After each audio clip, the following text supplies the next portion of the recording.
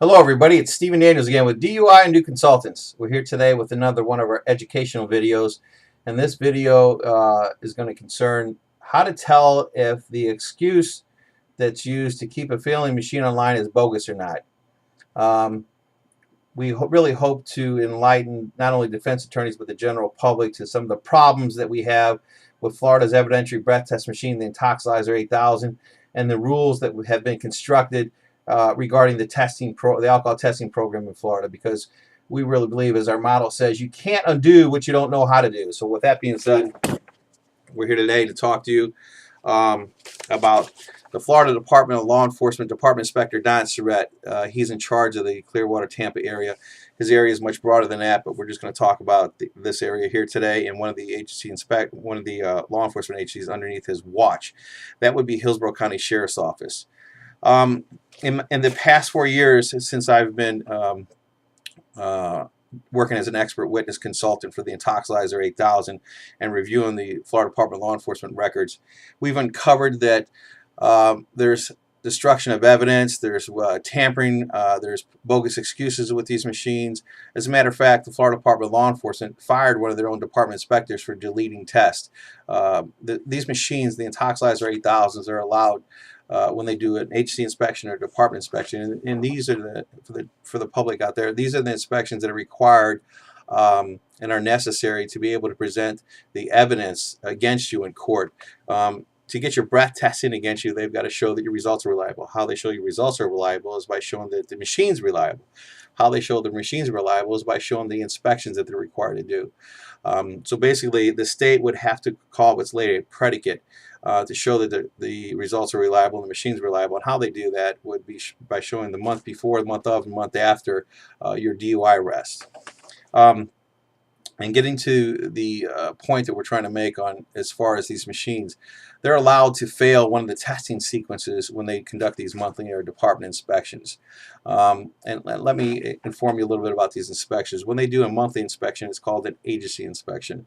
The process for this is there's several different tests. There's first, you have to provide an alcohol-free subject sample where the actual operator inspector blows into the machine, and the machine's supposed to say, hey, there's nothing on your breath. There's no mouth alcohol, there's no breath alcohol, there's no interference on your breath. Once it passes that, then you're allowed to go on to the next stage. That's the mouth alcohol test. And then what the operator inspector does is they take a little cap full of pharmaceutical grade alcohol, and then they put it in their mouth and they swish it and they either swallow or spit it out, and then they're supposed to blow into the machine. Then the Intoxilyzer 8000 is supposed to say, whoa, whoa, we got mouth alcohol here. It's supposed to be able to pick that up. But that's a whole nother story, and I've got plenty of videos online that already show you that the Intoxilyzer 8000 has some serious problems with differentiating the difference between true mouth alcohol and breath alcohol. Once it does detect that, again, if it does, it moves on to the next stage. And now you've got 5 wet bath simulators that are hooked up. And for each of these simulators, it's called a testing sequence. And each sequence has 3 tests. The first one is the alcohol-free simulator test, which is nothing more than 500 milliliters of distilled water. So the machine's supposed to read zeros on all that. The next simulator they hook up is the interferent, which is 497 milliliters of distilled water and 3 milliliters of acetone. And it's supposed to pick up and say interferent.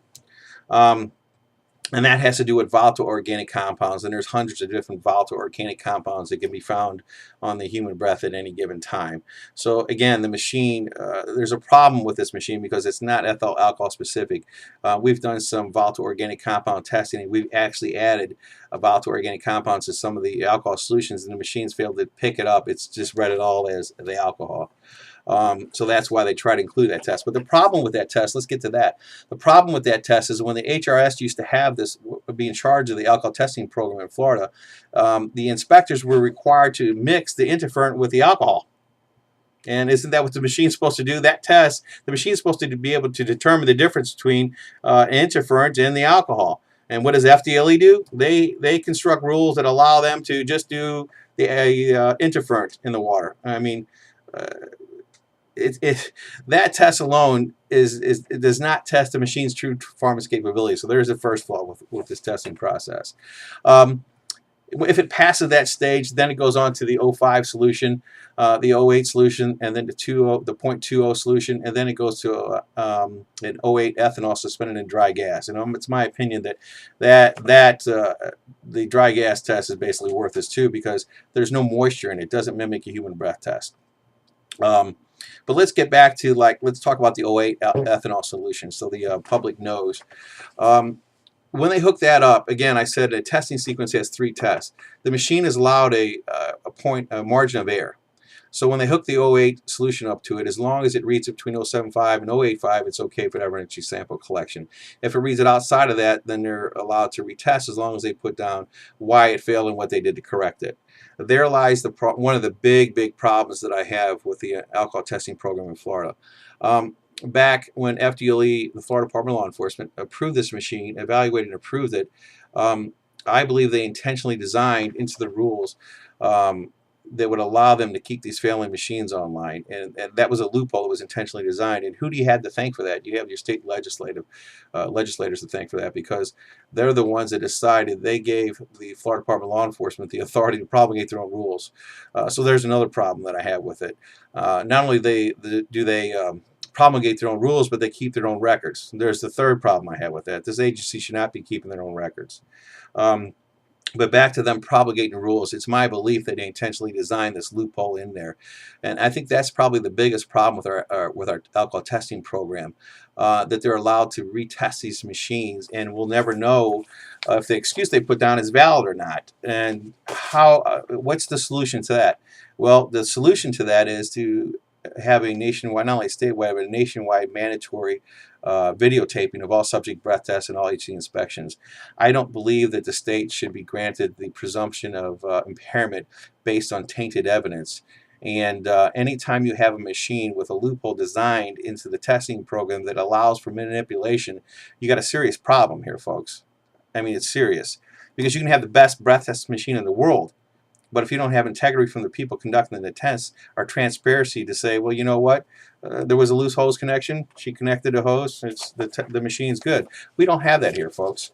There are thousands of people out there being convicted with tainted evidence. And to get to the tainted evidence, I want to show you this. This is a problem I have with Don Suereth, because he doesn't perform his job properly.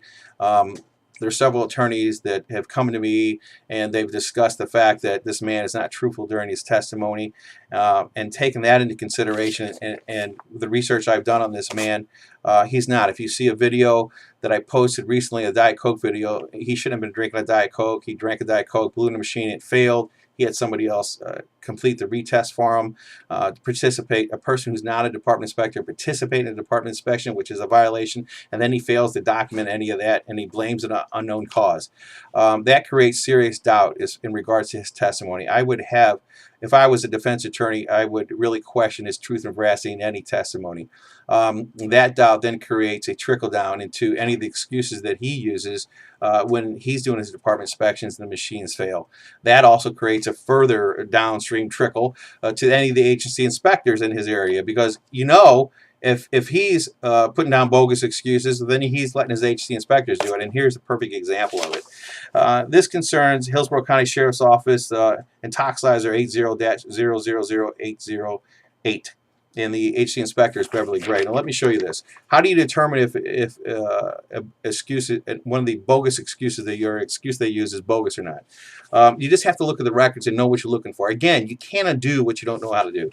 So let's look at this. This is machine 888, as you can see, Hillsborough County, and you see Beverly Gray's name there. Now let's get to the, if you see that, there's 2 logins. You see the first one here? The first one is at 8, sorry, it looks a little blurry on the screen, maybe my eyes are getting bad. It's 8:58:03, and then the second login is 9:43:41. The Intoxilyzer 8000 has 3 levels. There's a breath test operator level, there's an HC inspector level, then there's an FDLE department level. The breath test operator level is not password protected. You just turn the machine on, hit the green start button, swipe the driver's license, key in your HC number, wait 20 minutes, tell a person to blow. But when you do an HC inspection or a department inspection, these levels are password protected. You have to put a password to get into these levels. And so when you enter that and you get into the level to do an HC inspection, that's the time that the test starts. When you log in, that's the time that the test starts. So here's what I uncovered on this, the problem with this. Here's an inspection. So she logs in, Beverly Gray logs in on the first login. She logs in at 8:50, 8:03. She then has a problem with this test. Again, you can see her name up here. There's the date. The end of the test time is the test time. So she logs in at 8:50, 8:58:03, and then the test ended at 9:06:16 for some reason. Now, what does she put? When you see these small letters right here where my finger's at, alcohol, the AF, MA, that's alcohol-free mouth alcohol. It says no sample provided. But the concerning part is that now you've got a handwritten excuse put in here, and it says inspection on this instrument was not completed due to power failure. Okay, so you got a power failure. So the first thing, that's the first red flag you want to look for. Anything that's not in the same typeset. So now she goes on, and let's go back to this. She goes on, and then there's a second inspection. There's a second login at 9:43:41. So now let's look at the next test that's online. The next test is, again, you can see Beverly Gray, and then the test was completed. Okay, can you see that now? It's at 9:41:47. And if you look at this machine passed. There's no retest on there, and it says that it complies. So this test completely passed. So did you see anything wrong with that? Let's go back and look at that again. Here's the telltale sign. What's missing here, folks? What's missing? Her first test was 8:58:03, and the test completed at 9:06:16, right? And then the next login was at 9:43:41. But here's the problem. What time did that test end? This test, the second one she completed, ended at 9:41:47. So did you notice that? If there was a power failure, folks, where's the login in between these two? She should have had a login. If there was a power failure and that excuse was valid, there should have been a login after 9:06:16. Bingo! Did Don Suereth catch this? No, he didn't. More than likely, it's my opinion that Don Suereth just told her to put this bogus excuse down to cover her butt. And whatever, the machine failed. I didn't go to Mr. Suereth on that because I didn't believe he would be truthful and honest with me as far as the testing failure. Instead, I went to his boss, the alcohol testing program manager. Her name is Laura Barfield. So here's an email I sent to her. And the emails, you see my email address. It says, Laura, if there is a power failure during HC inspection, would the AI have to log back in? And you can clearly see her response.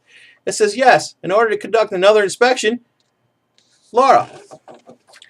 So guys, that's just a perfect example of the little things that you have to look for if your client's going. Now, I know the way most courts are, it's not going to be, they're not going to grant a motion to suppress. More likely, this evidence would go to the weight of the evidence. It's not going to go to the admissibility.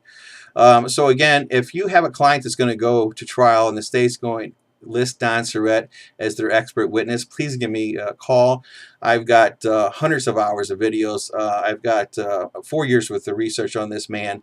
It's my belief, and again, my opinion, that this man's testimony is not credible. There's some serious doubts in his truth and veracity of any testimony he does. And I also have transcripts of him, and I also have audio files of his testimony if you need it. So if you have any questions, please give me a call. Once again, this is Stephen Daniels with DUI and Do Consultants. To the defense attorneys, I hope that this information was useful to you, and to the general public, I really hope that I enlighten you, because when you have problems like this, guys, I'm telling you, you shouldn't drink and drive first, because you could really hurt yourself or hurt somebody else. And second, when the deck is stacked against you, you really can't win this. It's hard to win this unless you want to wind up hiring an expert like me. It's not worth the hassle. So if you're going to drink, go out and have a great time, and then spend money on a cab or something, but don't drink and drive, because I see so many instances like this, and it's kind of scary that your legislative has let a alcohol testing program run amok like this. So I'm definitely calling for nationwide mandatory videotaping of all subject breath tests and all HC inspections. So stay tuned for some more videos. Thanks again for your time.